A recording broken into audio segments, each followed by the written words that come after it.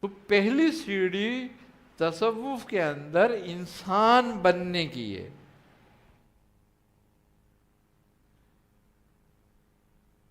کہ تو کچھ بن نہ بن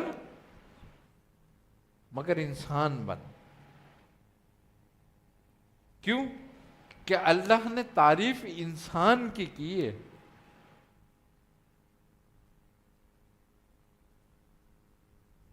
اور پورا قرآن کا جو موضوع ہے وہ انسان ہے،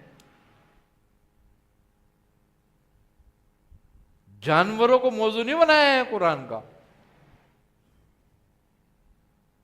چاہے وہ سامت ہوں چاہے وہ ناطق ہوں۔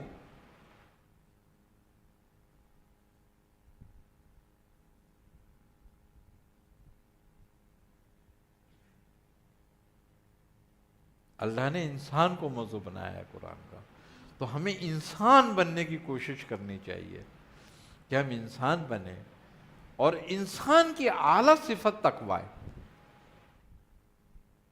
پھر ہم اس صفت کی طرف چلیں۔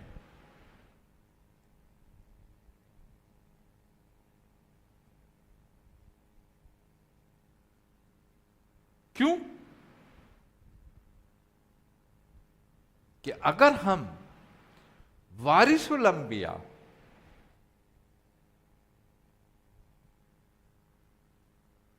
بننا چاہتے ہیں، انبیاء کا صدقہ لینا چاہتے ہیں، تو ان کا صدقہ، ان کی وراثت علم و تقویٰ ہے۔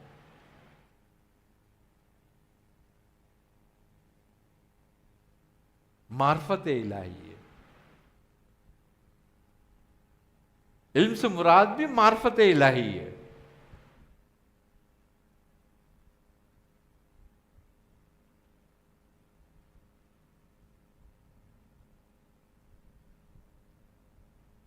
تو یہ ان کا اصل ہے۔ اور وہ لوگ جو ہیں انبیاء، اللہ تعالیٰ کے جو چنے ہوئے لوگ ہیں، وہ ہمارے لیے نمونہ ہیں۔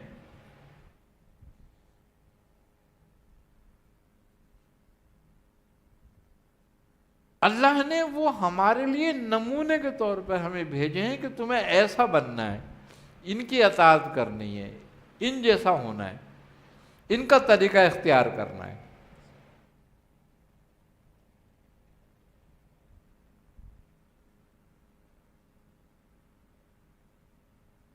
تو آج ہم جس کا طریقہ اختیار کریں گے، جس کے طریقے پہ چلیں گے، کل وہ ہمارا شافع ہوگا۔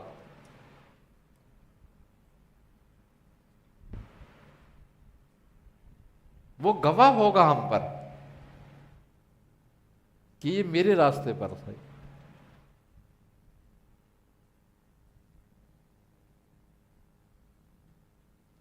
زندگی کا اصل مقصد جو ہے وہ ہے ہی بندگی، اور کچھ نہیں ہے، باقی تو ضرورت ہے، مقصد نہیں ہے۔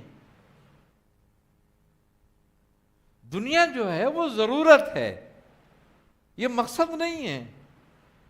ہم نے ضرورت کو مقصد بنا لیا اور مقصد کو ضرورت کر دیا،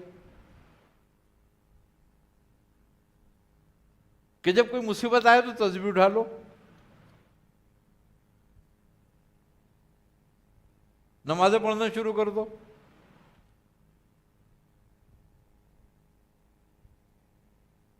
اور جب ٹل جائے تو پھر کچھ اور دیکھو کہ اب کیا کرنا ہے۔ عجیب لوگوں کی کیفیت ہے۔ اکثر لوگ یہ کہتے ہیں کہ لو ہم تو نمازیں پڑھتے ہیں، ہم روزے بھی رکھتے ہیں، ہم تو دیندار بھی ہیں، پھر ہم پہ مصیبت کیوں آتی ہے؟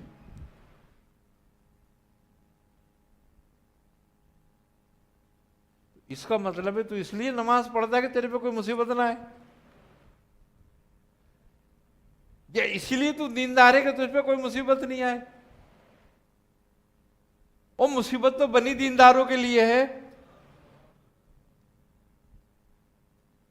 تاکہ اللہ ان کے ایمان کو گرم کرتا رہے۔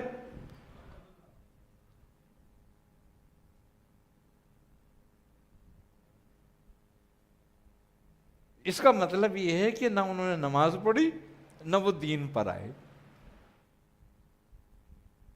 وہی بات ہے کہ ان کے حلق میں ہی ہیں، وہ نماز بھی ایسے ہی پڑھ رہے ہیں اور ایسے ہی وہ دیندار ہو رہے ہیں بس.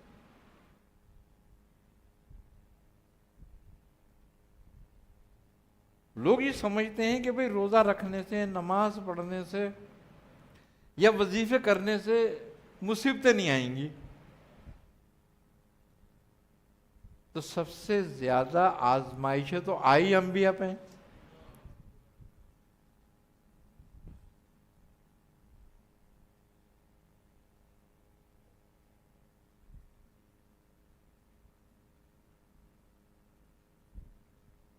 ان سے زیادہ کون نمازیں پڑھتا تھا، ان سے زیادہ کون تسبیحیں پڑھتا تھا، ان سے زیادہ کون قریب تھا اللہ کے.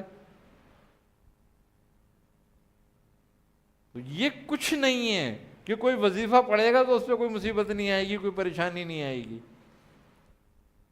وظیفہ پڑھا کیوں جاتا ہے پریشانی میں؟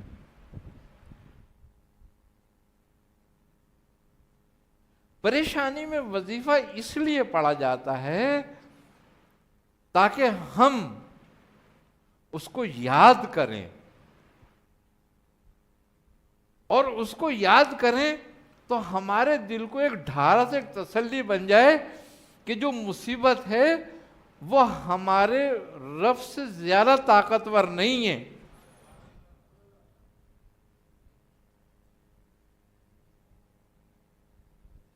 وہ رب ہے جو مصیبت کو دور کرنے کی طاقت اور قدرت رکھتا ہے. تو پھر وہ مصیبت ہمارے لیے کم ہو جاتی ہے، ہلکی ہو جاتی ہے. رہتی ضرور ہے مگر ہلکی ہو جاتی ہے. اور پھر جب ہم کسی کی یاد میں گم ہوتے ہیں تو تکلیف کم ہو جاتی ہے تھوڑی سی اس وقت، کیونکہ ہمارا ذہن دوسری طرف چلا جاتا ہے، ہمارا لگاؤ دوسری طرف ہو جاتا ہے، ہم اپنے دکھ کو بھول جاتے ہیں تھوڑی دیر کے لیے.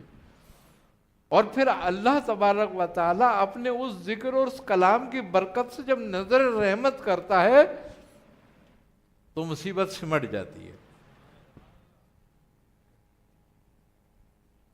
اور رحمت بڑھ جاتی ہے. تو جب رحمت بڑھتی ہے ہمارے اندر تو امید بڑھ جاتی ہے، اور جب امید بنتی ہے تو خوف و حزن کم ہوتا ہے. اس لیے وظیفہ پڑھا جاتا ہے.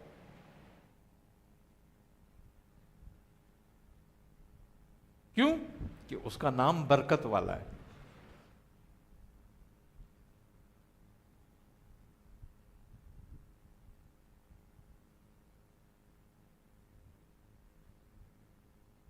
کیونکہ برکت خیر کو بڑھاتی ہے اور شر کو گھٹاتی ہے، کم کر دیتی ہے، سمیٹ دیتی ہے. تو اس لیے ہم پڑھتے ہیں.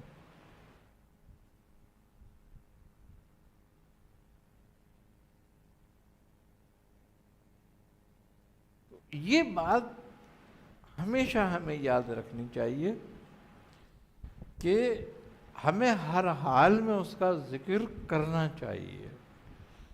بہادر شاہ ظفر کہتا ہے کہ ظفر اس کو آدمی نہ جانیو، چاہے ہو کتنا صاحب فہم و ذکا،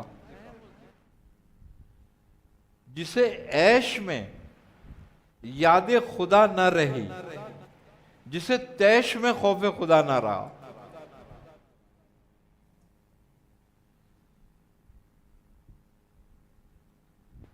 انسان دو صورتوں میں اللہ کو بھولتا ہے، ایک عیش میں اور ایک تیش میں. دونوں میں خدا کو یاد رکھنے کی ضرورت ہے، ورنہ انسانیت سے باہر ہو جاتا ہے.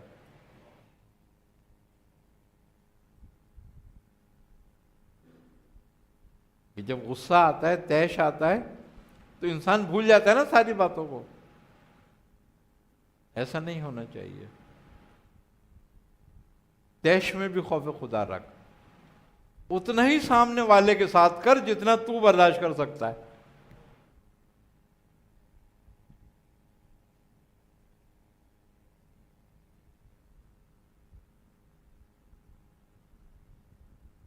کیوں؟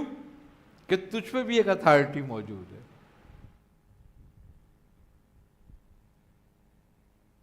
ایک دن تجھے بھی غضب کا سامنا کرنا ہے. جب آج تو کسی پہ غضبناک ہوگا اور اس پر رحم کرے گا حالت غضب میں، کیونکہ وہ تجھ سے کمزور ہے، کل جب وہ غضبناک ہوگا تو وہ تجھ پہ رحم کرے گا اس حالت میں.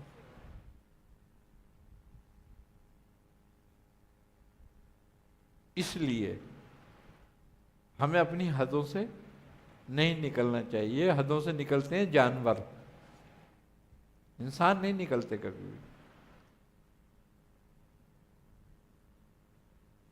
اسی طرح یاد الہی میں رہنا چاہیے، چاہے کتنا ہی عیش کیوں نہ ہو. کیوں؟ کہ نعمت تو اسی کی طرف سے ہے نا. اگر اس کو قائم رکھنا چاہتا ہے تو اس کا شکر کر.